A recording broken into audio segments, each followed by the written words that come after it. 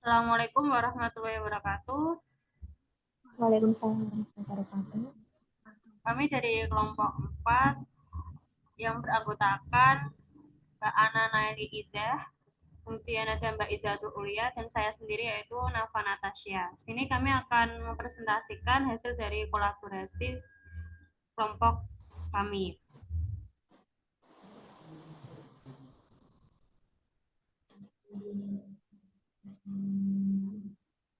Yang pertama ini ada penerapan teori belajar. Nah, teori belajar ini ada 3, yaitu yang pertama ada teori behavioristik, kemudian ada teori sosial kognitif, dan yang ketiga ada teori konstruktivisme. Nah, yang pertama ini ada teori behavioristik ini lebih memfokuskan untuk mengembangkan tingkah laku siswa ke arah yang lebih baik. Kemudian ada teori sosial kognitif ini jadi ketika peserta didik ini meniru apa yang dilakukan gurunya, seperti peserta didik ini belajar melalui proses pengamatan akan meniru perilaku gurunya juga. Nah, kemudian ada teori konstruktivisme. Nah, jadi teori konstruktivisme ini yaitu penyelidikan langsung untuk membentuk pengetahuan konseptual peserta didik dengan membangun pemahaman sebelumnya. Nah, ini juga ada keterlibatan aktif dengan konten subjek dan aplikasi untuk situasi dunia nyata. Nah, selanjutnya ini ada model pembelajaran yang terbentuk berdasarkan prinsip konstruktivisme. Nah, yang pertama ini ada pembelajaran kooperatif. Nah, pembelajaran kooperatif ini merupakan model pembelajaran yang melibatkan sejumlah kelompok kecil siswa bekerja sama dan belajar bersama dengan saling membantu secara interaktif untuk mencapai tujuan pembelajaran yang dirumuskan.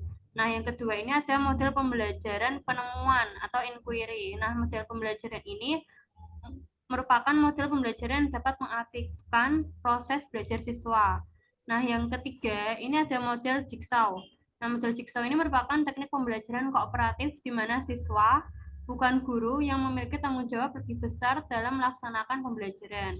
Nah, kemudian ada model kooperatif scripting. Nah, jadi model kooperatif script ini yaitu metode belajar di mana siswa itu bekerja berpasangan dan secara lisan mengisarkan bagian-bagian dari materi yang dipelajarinya dalam ruangan kelas. Nah, selanjutnya model yang terakhir yaitu model investigasi kelompok. Nah, model investigasi kelompok ini merupakan model pembelajaran kooperatif yang melibatkan siswa secara maksimal dan dalam kegiatan pembelajaran mulai dari merencanakan topik-topik yang akan dipelajari, bagaimana melaksanakan investigasinya, hingga melakukan presentasi kelompok dan evaluasi. Nah, selanjutnya akan dijelaskan oleh Mbak Nailin.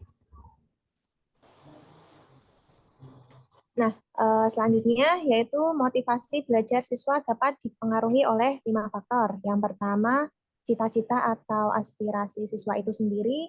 Yang kedua, kemampuan siswa dan kecakapan setiap individu akan memperkuat adanya motivasi pada diri siswa tersebut.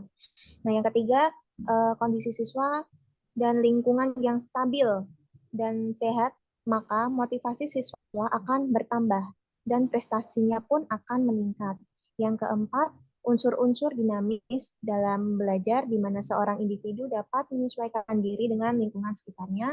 Yang kelima, yaitu upaya guru dalam membelajarkan siswa yang dituntut untuk profesional dan memiliki keterampilan. Nah, untuk selanjutnya, next, next, Mbak Nafa.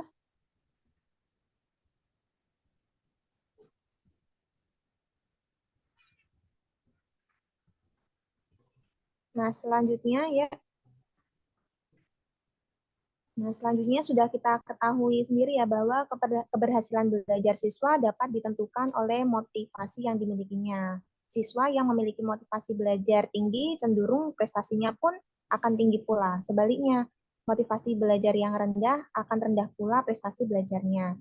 Nah, tinggi rendahnya motivasi ini dapat menentukan tinggi rendahnya pula usaha atau semangat seseorang berupa untuk beraktivitas dalam pembelajarannya, dan tentu saja tinggi rendahnya semangat akan menentukan hasil yang diperoleh. Nah, di sini ada beberapa kasus. kasus yang pertama, Tania, seorang siswi 7 tahun memiliki kemampuan rendah dan keinginan rendah untuk sukses. Nah, ini upaya yang dilakukan seorang guru yaitu dengan melakukan diskusi secara personal dengan Tania terkait apa yang dirasakan dengan dan diinginkan oleh Tania. Kemudian yang kedua yaitu dengan membuat pembelajaran yang menarik, bertahap, dan berkelanjutan untuk meningkatkan kemampuan pada diri Tania. Kemudian yang ketiga yaitu menerapkan pembelajaran yang berfokus pada memerankan perasaan dan nurani, kemudian belajar sambil bermain. Nah, untuk usia 7 tahun ini masih tahap belajarnya yaitu dengan bermain dan bernyanyi ya, karena ini masih kelas 1 SD. Selanjutnya juga belajar melakukan komunikasi dan interaksi sosial dengan lingkungannya. Selanjutnya belajar melalui lingkungan dan serta belajar memenuhi hasrat untuk kebutuhannya. Kemudian yang keempat, membangun rasa percaya diri pada diri Tania. Selanjutnya ada kasus yang kedua, yaitu Samuel berusia 10 tahun yang bekerja keras untuk menjaga harga dirinya pada tingkat tinggi, tetapi memiliki rasa takut akan suatu kegagalan yang kuat. Nah, upaya yang dilakukan guru untuk mengatasi permasalahan yang dialami oleh Samuel ini yaitu dengan melakukan pendekatan secara personal.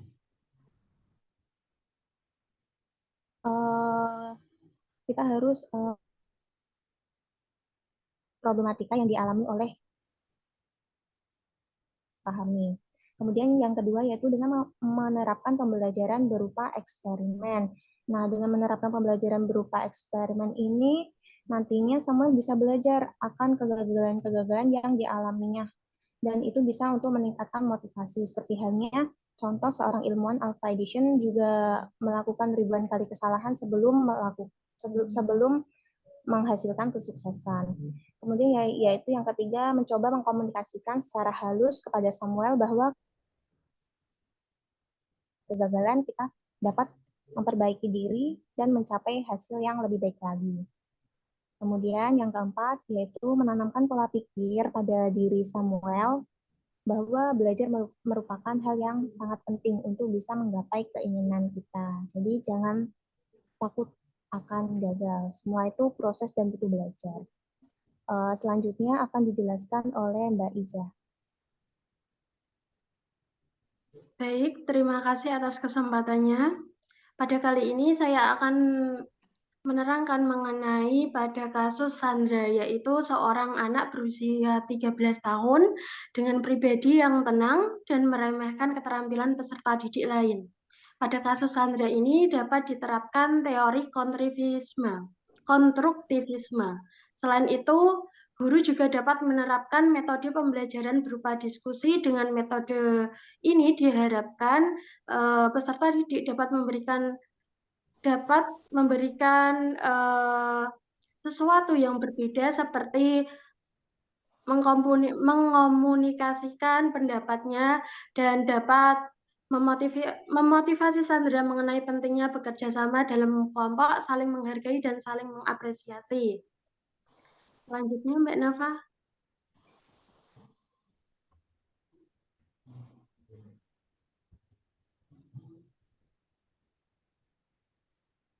Yang keempat adalah pada kasus Robert, seorang laki-laki berusia 16 tahun yang memiliki sedikit minat di sekolah dan tinggal bersama saudaranya, atau lebih tepatnya tinggal bersama seorang bibi.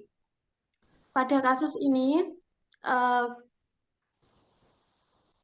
upaya yang dilakukan untuk meningkatkan motivasi belajar Robert adalah dapat dilakukan dengan cara guru menerapkan pendekatan personal seperti yang sudah diterangkan oleh teman saya Mbak Naili, bahwa pendekatan personal ini dapat dilakukan seorang guru kepada peserta didiknya atau dalam kasus ini adalah Robert. seperti memberikan penguatan mental kepada peserta didik, melakukan home visit, dan melakukan komunikasi terhadap keluarga peserta didik terkait permasalahan yang ada atau yang dialami oleh peserta didik tersebut. Selain itu, guru juga dapat menerapkan perpaduan ketiga teori belajar yang ada, yaitu behavioristik, sosial kognitif, dan konstruktivisme. Teori behavioristik untuk membentuk perilaku Robert di dalam kehidupan sehari-hari baik di sekolah ataupun di lingkungannya. Guru juga dapat memberikan contoh perilaku yang baik yang dapat dianalisis secara langsung, agar Robert juga termotivasi untuk berperilaku yang baik di sekolah maupun di lingkungannya. Terus yang ketiga yaitu Robert akan lebih cepat menyerap informasi yang akan diterimanya. Pada teori sosial kognitif, seorang guru juga tidak hanya bertugas menyampaikan pengetahuan intelektual di sekolah, tetapi juga dapat membimbing dan mengarahkan peserta didik agar memiliki karakteristik atau kepribadian yang positif. Pada teori yang ketiga adalah teori konstruktivisme. Itu digunakan seorang guru dalam penyampaian konsep materi pembelajaran untuk mengembangkan aspek kognitif. Dalam proses pembelajaran ini, guru dapat menggunakan model pembelajaran yang melibatkan kegiatan kerjasama dan kolaborasi antar peserta didik.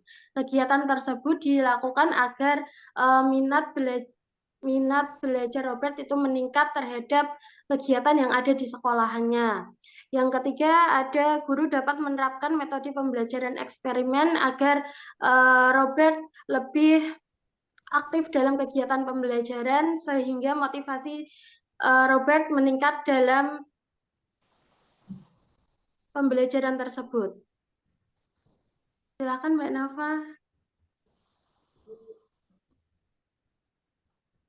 Baik, cukup sekian dari kelompok kami. Terima kasih atas perhatiannya. Wassalamualaikum warahmatullahi wabarakatuh.